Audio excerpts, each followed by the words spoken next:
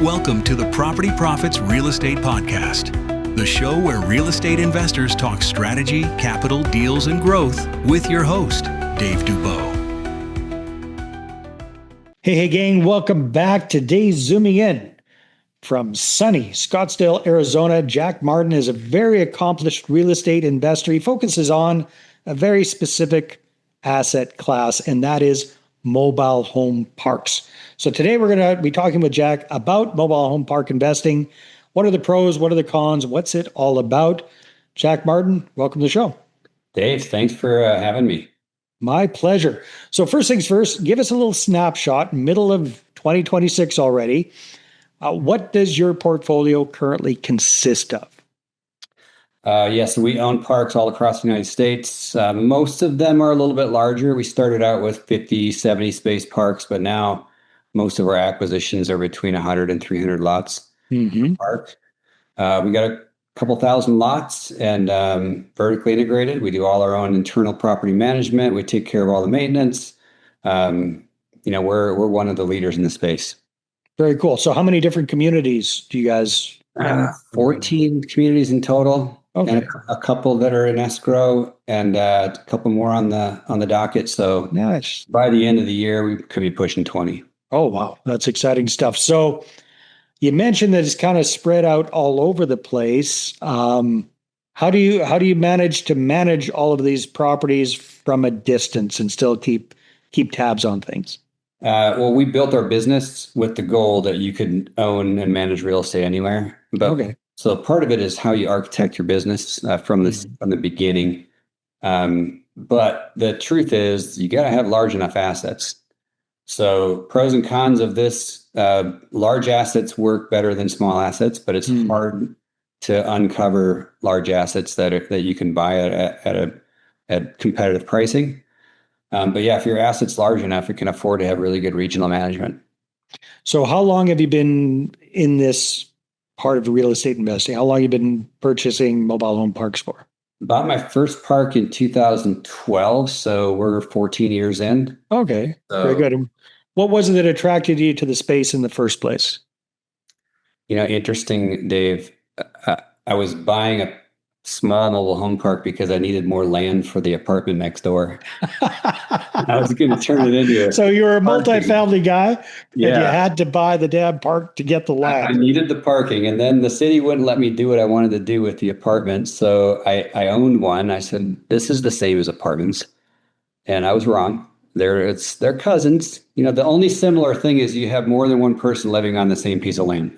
Right. But everything else is different, particularly because you have ownership, the tenants have ownership. So the tenants own the homes. I own the land.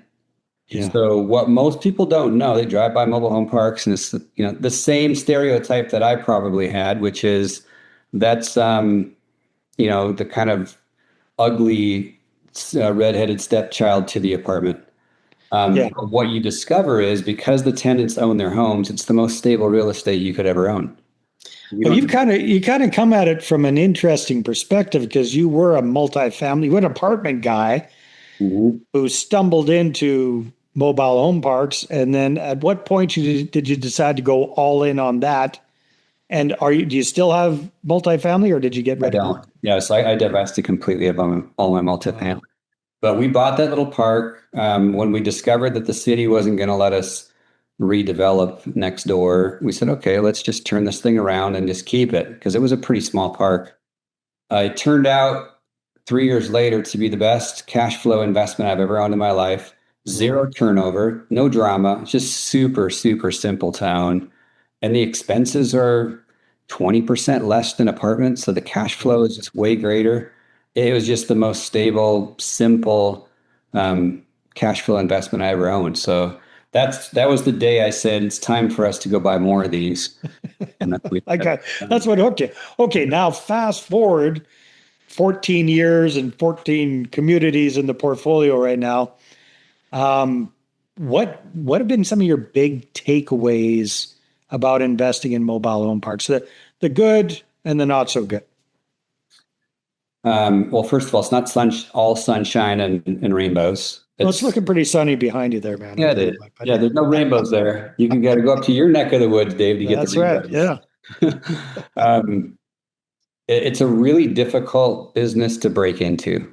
Okay. Why is that? So that's mostly because they're knocking mobile home parks over faster than they're rebuilding them. Yeah. So there's a scarcity element in this asset class that's not present in others. Everybody who understands them is chasing the same deal. Yeah, it So probably wasn't as sexy 14 years ago as it is now. no, it's gotten more competitive by the year. Yeah. So you have large private equity firms that, somebody that works there says, I can do this myself. And they spin up their own private equity firm and they run around the country buying things. There's some of the largest groups that are familiar names, Blackstone, Carlyle, they're in this business. So it's a very competitive space.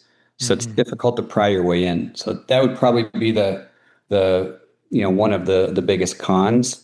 But the pros, there's a list that just is endless. I could fill up the rest of your show going over the pros. Again, it's not all sunshine and rainbows, but if you build your own internal property management, so you control every lever, and you buy the right parks in the right locations, these are exactly what they're touted to be. They're stable, resilient cash machines, and the tax benefit it's almost unbelievable what you get from a tax benefit. Hey there, if you're a capital raiser, a syndicator, or a fund manager, and you're looking for a steady flow of incoming accredited investor leads, then go ahead, grab a free copy of my new book, How to Get 20 Accredited Investor Meetings Every Month Without Cold Calling, Networking, or Chasing People. You can get that at 20accreditedinvestorsbook.com. Again, that's the number 20accreditedinvestorsbook.com. Okay. No, that's great. So these days, you mentioned that you've got 14 currently in the portfolio. You've got 2, I think, did you say under contract or in escrow or on the go? Yep, two in the contract phase, yeah. So considering that there's so much competition, are you kind of going direct to seller? Are you going through brokers? How are you generating new leads and new businesses? So there's a combination of those two. So if I was to go compete with publicly listed properties, I may win 1 out of 20. Yeah. And it's going to be because the seller cares about the character of the next owner. But if it's just about price, I'm not going to beat Carlyle. I'm not going to be able to compete with Blackstone. So, every single asset that we acquired to date has been an off market. The public doesn't know that it's available for sale. Sometimes I'm the only buyer at the table. Sometimes there's more than one offer and I'm competing. But the main point here is that off-market transactions are how you got to do it. Yeah, I was suspecting that was probably the answer. Huh. So with your experience over the last 14 years with this, I would imagine, well, you touched on it, but kind of tugging at the heartstrings of the owner to let him know that you're going to be a good steward of this property, that you're going to treat their tenants, who probably are a number of them are their friends as well, properly. That probably carries some weight. Oh, for sure. Yes, a lot of these owners, their dad built it or grandpa built it, so it's been in the family for generations. Some of them, they're just interested in price, and that's all that matters, and they'll list it for sale and go through the whole process. But many of them, they want to hand the baton to the next steward, and they want to know who they are. So, for sure. Well, I think Canada has not done the space any favors by producing a show called Trailer Park Boys, which was very, very popular for a long time. But it just paints a picture of mobile home parks, which in my experience is very, very skewed. But do you find that even to this day that the asset class still carries a bit of a stigma? Well, I think it does. And I don't think that goes away. So there's a substantial difference between a trailer park, a mobile home park, and a manufactured housing community. So even though they're all synonymous and they're the same thing, On the lower end of the quality spectrum, you have trailer parks. Those are still there, and we don't buy those. In the middle, you have mobile home parks that are just simple, affordable, clean, safe place to live. Mm-hmm. And then on the upper end of the spectrum, you have manufactured housing communities that are like, they're essentially a subdivision that instead of single family stick built homes, they put manufactured homes on them. So you'd be shocked if you're not exposed to it, how nice some of these manufactured housing communities are. I mean, some of ours are 3 homes per acre. So everybody has an enormous lot. Wow. They have 45-foot wide paved streets and sidewalks and pools and clubhouses, and they're fully amenitized with, a storage locker for every, or it's like an actual storage unit for every owner. So these can be really, really nice places to live. And are they still building those? Because I know there's a few of those kind of communities around where I am. Really Is that the kind that's, if anything's getting built, it'd be that kind these days? If it's getting built, it's of that flavor, but it's extremely rare because of the 2 things: zoning. So the whole NIMBYism is real. But I think more than that, like the cities don't want to give zoning for a new mobile home park because they'll lose money on it. Yeah. So if you think about kind of simply, let's look at like a 30-acre piece of dirt in the middle of a city where you could put 10 homes per acre, so you get 300 lots, where the average lot rent is, call it, $700 or something like that, versus that same piece of dirt with a 3 or 4 story apartment unit where you get 5 times the units because of the density, and then the rent is $2,500. So like you start doing the math and you get 20, 30 times the income or the revenue for an apartment on the same piece of land.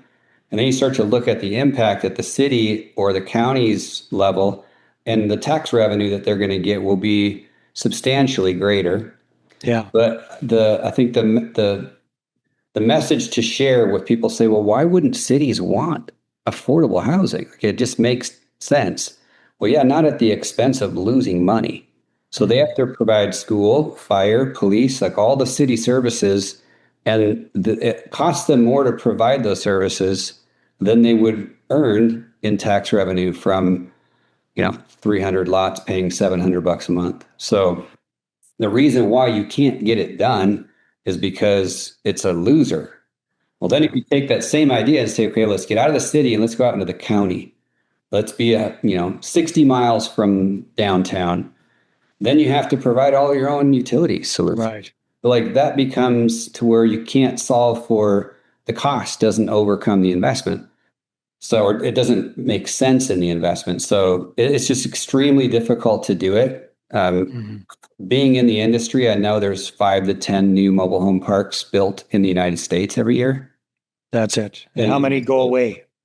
Every single person watching this show probably has 5 to 10 apartment buildings going up in their neighborhood within 20 miles of where they're sitting right now. So they're just extremely difficult to build. Can't get the zoning, or the pro forma doesn't make sense. Okay.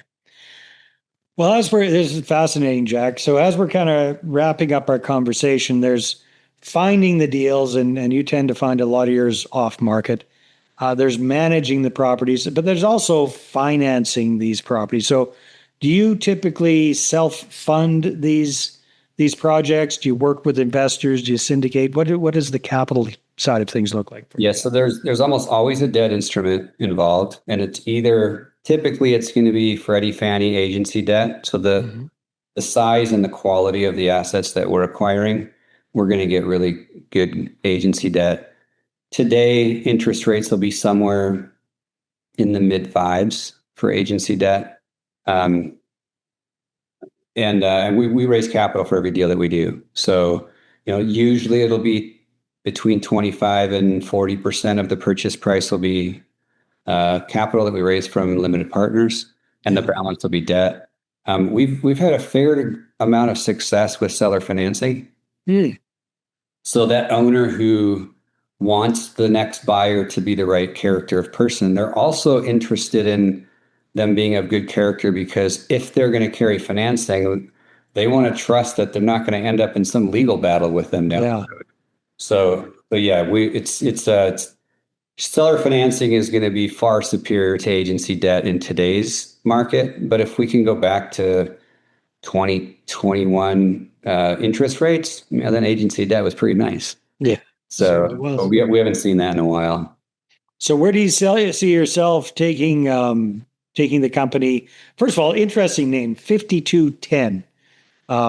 I'm interested. Where did you come up with that name for your company? The goal is to buy 52 parks that we hold for a period of 10 years. Oh, okay, there you go. That makes sense. Yeah. So where do you see yourself taking things in the next 12 to 24 months? Where do you see things going for you? Yeah. Well, first of all, I have my own opinions with respect to where the market is headed, but we're always a buyer. So we'll buy 4 to 6 parks a year. There will be plenty of opportunity for LPs who want some exposure. We still have that objective of owning 52 parks. Mm-hmm. So hopefully before I get to retirement age. There you go. So who are you looking to connect with these days, Jack? Mostly larger check writers. Our average check writer is between 300 and $1 million. So, but somebody who's looking for substantial bonus depreciation, they're going to get dollar for dollar losses at a minimum. Sometimes they're greater than that, but every one of our parks at a minimum is going to provide investors a dollar of loss for every dollar they invest. Very good.